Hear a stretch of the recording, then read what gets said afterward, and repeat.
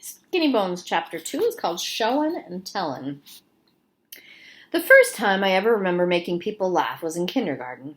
Each morning the teacher would ask if anyone had anything special for show and tell. At first I was pretty shy about it. I would just sit there quietly at my desk and keep my mouth shut. But there were lots of kids who didn't. Like there was this one kid who we called Weird Peter Donnelly. Every single day when the teacher asked if anyone had anything for show and tell, Weird Peter Donnelly would raise his hand. Mostly he brought in his hobbies. Weird Peter had the stupidest hobbies in the whole world. One of them was collecting different colored sweater fuzz. Scary, right? One day he brought his fuzz collection to school. He kept it in a shoebox. When he passed it around, I felt stupid just looking at it. Then all of a sudden I got this funny idea.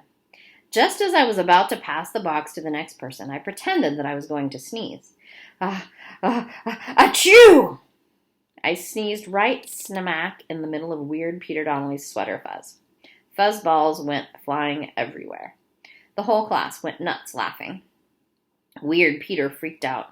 He ran over to my desk and began gathering up fuzz and putting it back in his box. The teacher told me to help him, but I was laughing too hard to get out of my chair. I had to admit, making people laugh was a lot more fun than sitting quietly at my desk.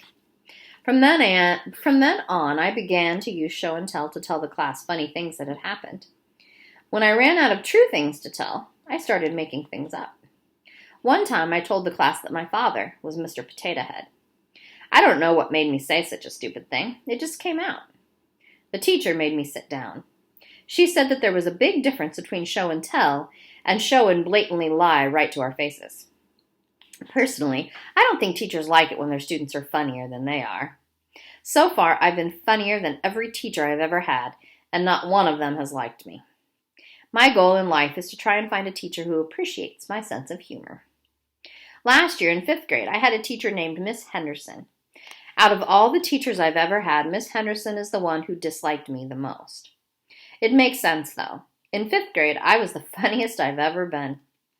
On the very first day of school, I knew we weren't going to get along. Miss Henderson made everyone stand up next to their desk and introduce themselves to the class.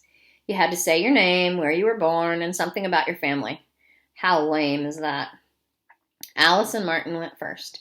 She said, "My name is Allison Martin. I was born right here in Phoenix, and I have 2 brothers." Ooh, let me write that down, I thought. Then Brenda Ferguson stood up. "My name is Brenda Ferguson. I was born in California, and I have a baby sister." And blah, blah, blah, I thought. This had to be the most boring first day of school I've ever had. After about 6 kids had spoken, I just couldn't stand it anymore. I raised my hand. "Yes?" asked Miss Henderson. "You there in the yellow shirt." I looked down at my shirt. Yep, that was me, all right. "Miss Henderson, I was just thinking, maybe we should try to tell something a little more interesting about ourselves instead of just the usual stuff," I said. Miss Henderson considered it a second. Then she gave me a little smile. "Okay," she said. "Why don't you start us off? Tell us who you are and something interesting about yourself."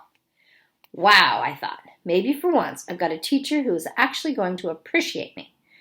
"Okay, I'm Alex Frankovich," I said. "I brought a sandwich for lunch today. And I'd just like everyone to know that my bologna has a first name. It's Oscar. The whole class cracked up at once. Miss Henderson had to beat on her desk with a ruler to quiet everyone down. I almost felt sorry for her. That was before she came over to my desk, bent down next to my ear, and whispered, "I've got your number, funny boy." As soon as she got the class under control, we started all over with the same boring stuff we had been doing before. After about an hour, we were almost finished. That's when I first saw TJ Stoner. He was sitting all the way in the back of the room, so he was the last person to talk about himself. He stood up real slow and cool. "My name is TJ Stoner," he said. "I just moved here from San Diego, and I have an older brother who plays baseball for the Atlanta Braves." Then he sat back down just as slow and cool as when he'd stood up. I knew right away I wasn't going to like old TJ Stoner. Miss Henderson did, though. She was totally impressed. "Really, TJ?" she gushed. "Why don't you tell us a little bit more about him?" TJ stood up again. "Well, his name's Matt Stoner, and this is his 2nd year in the majors. He's a pinch hitter," he added. "How exciting," said Miss Henderson. "Do you play baseball too, TJ?" He nodded. I'm a pitcher. Last year my team won the California State Championship, and I was voted the most valuable player. By this time, I was ready to barf. I raised my hand again and waved it all over the place. You could tell that Miss Henderson didn't want to call on me, but I was pretty hard to ignore.